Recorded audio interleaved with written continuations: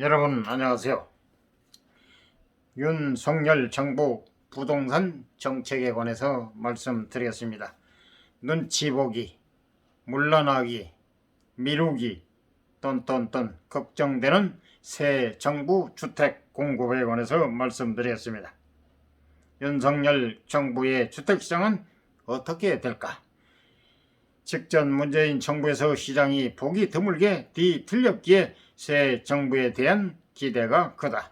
윤 대통령 부동산 공약의 주제는 정상화다.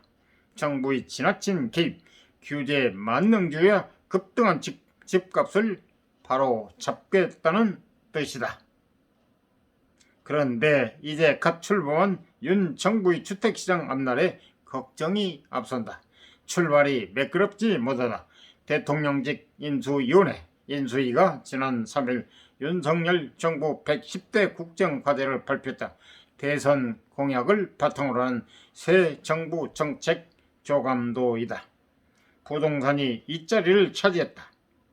첫 번째 국정 목표인 상식이 회복된 반듯한 나라의 국민께 드리는 약속 셋 중 두 번째다.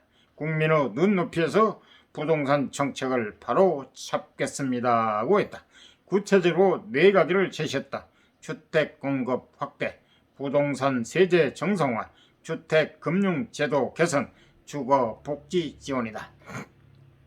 선거 의식한 일기 신도시 재정비. 인수위가 공약보다 나아가지 못한 데다 갈짓자 행보를 하더니 일부 공약에선 후퇴하기까지 하는 모습을 보여 시장을 어리둥절하게 했다. 대표적으로 일기 신도시 재정비 문제다. 지난달 25일 원일이 인수위 수석 부대변인은 중장기 국정과제로 검토 중이라고 발표했다. 다음날 심교훈 인수위 부동산 태스크포스 즉 가로 열고 TF 가로 팀장이 말을 바꿨다. 그는 일기 신도시가 중장기 검토 과제라는 표현에 대해 오해가 있어 정정한다며 당선인의 공약은 계획대로 진행 중으로 조속한 정비사업 추진을 위해 노력 중이라고 말했다. 일기 신도시를 둘러싼 혼선은 중장기 검토 발표에 대해 분당, 일산 등 일기 신도시에서 터져나온 말 바꾸기 아니냐는 반발을 의식했기 때문이다. 6일 지방선거와 분당 갑 국회의원 보궐선거 등을 앞두고 표심을 계산한 것이다. 110대 국정과제에서 언급한 눈높이가 눈치 보기를 뜻하지 않을 것이다. 당초 윤 대통령은 공약에서 보유세 부담을 덜기에 세금 계산 기준 금액인 공시가격의 환원 시점을 2020년으로 명시했다.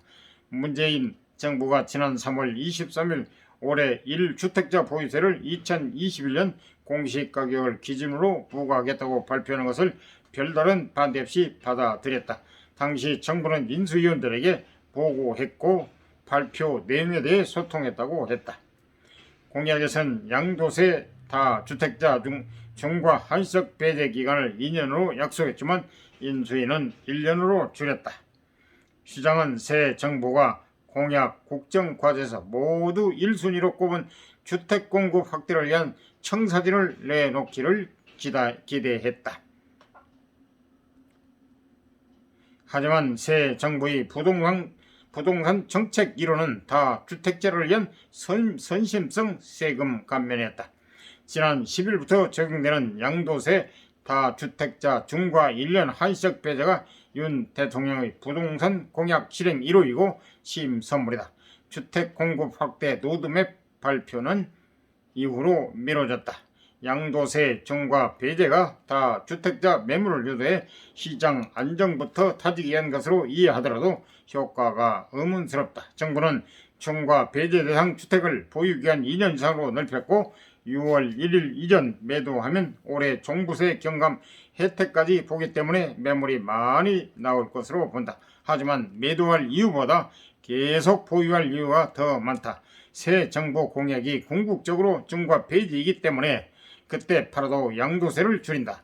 규제 완화 기대감에 웬만한 주택가격이 오르면 올랐지 쉽게 내릴 것 같지 않다. 공약대로 임대주택 활성화가 시행될 경우 임대주택으로 등록하면 양도세 종부세도 모두 감면 혜택을 볼 수 있다.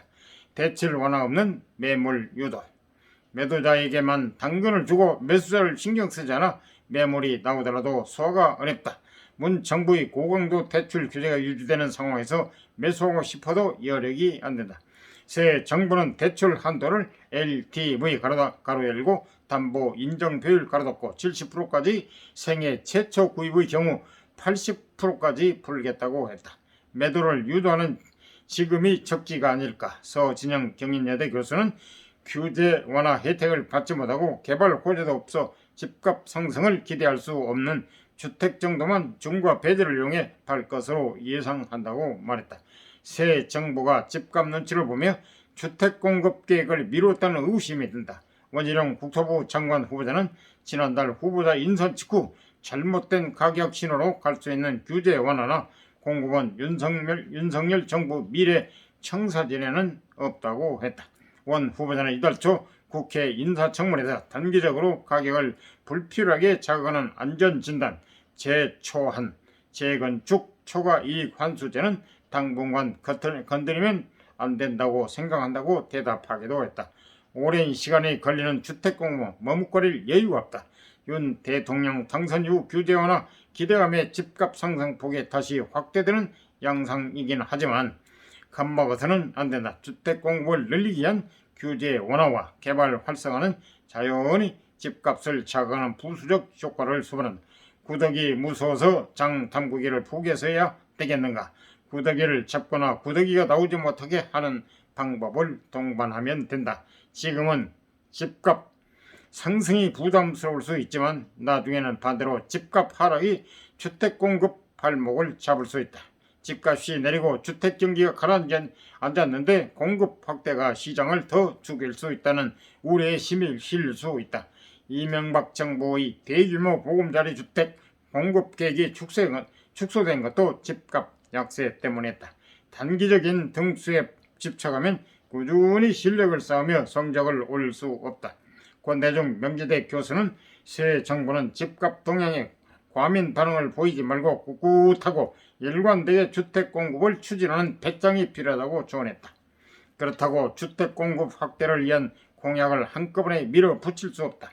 집값 급등을 주도한 서울 주택 공급부터 서둘러야 한다. 집을 지을 땅이 부족한 서울에서 주요 공급 확대 방안이 재건축, 재개발 활성화다. 이미 진행 중인 사업 속도를 높이는 게 우선이다.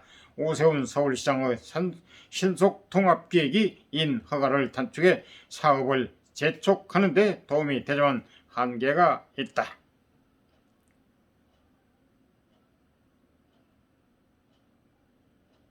현재 재건축, 재개발의 가장 큰 걸림돌이 분양가 상한제, 재건축 부담금이다. 현행 분양가 상한제로는 건자재 등 공사비 인플레이션을 감당할 수 없다.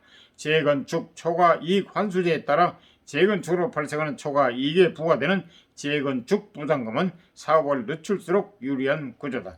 초과이익이 재건축 시작 시점인 준공 10년 전과 준공 후 집값 격차를 기준으로 하기 때문에 집값이 많이 올랐을 때를 시점으로 잡으면 초과이익이 줄어든다.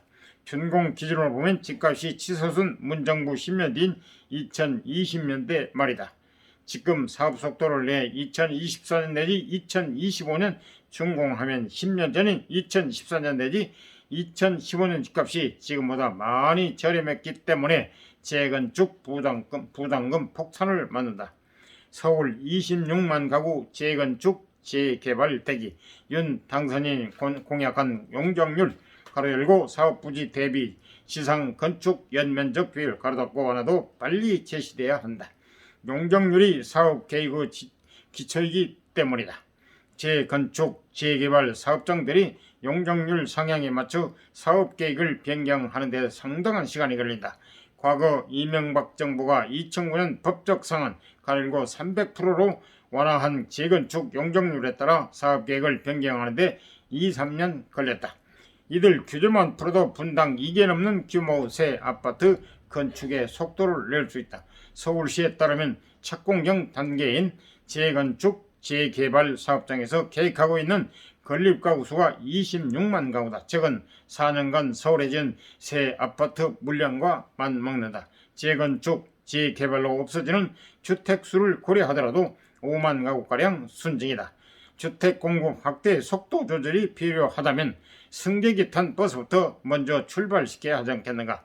새 정부는 재건축, 재개발 등 민간 사업 중심으로 주택 공급을 확대할 계획이지만 공급도 공급 주체로 적극적으로 활용할 필요가 있다. 민간은 집값에 따라 부침이 심하기 때문에 공공을 통해 안정적인 주택 공급원을 확보해야 한다. 이명박 정부 때 집값 하락에 일조한 주택 공급 정책이 공공이 주도한 보금자리 주택이었다. 공공은 저렴하게 공급할 수 있는 장점도 있다. 재건축 등 민간 택지 분양가 상한제 규제가 풀리면 분양가가 전반적으로 올라갈 수밖에 없기 때문에 공공 택지 등 저렴한 공공 분양 물량이 뒷받침돼야 한다. 문 정부의 주택 공급 확대 정책 교통 정리도 과제다. 지난해 이사 대책 등 도심 주택 공급 방안이 주로 용적률 인센티브를 내건 공공주도 방식이었다. 새 정부의 주택 공급 정책과 충돌할 여지도 많기 때문에 빨리 조정돼야 시장 혼란을 줄인다. 윤 대통령이 감명받았다는 선택할 자유를 쓴 미국 신자유주의 경제학자인 밀턴 프리드만은 정부의 시장 개입을 극도로 싫어했지만 필수적 존재라며 정부를 부정하지 않았다. 정부의 역할을 게임의 규칙을 정하고 그 규칙을 해석하고 집행하는 심판으로 강조했다. 심판이 시슬을 불어야 선수들이 뛰며 게임을 시작한다. 이상 도움이 되셨으면 구독, 좋아요, 알람 꾹 눌러주세요. 감사합니다.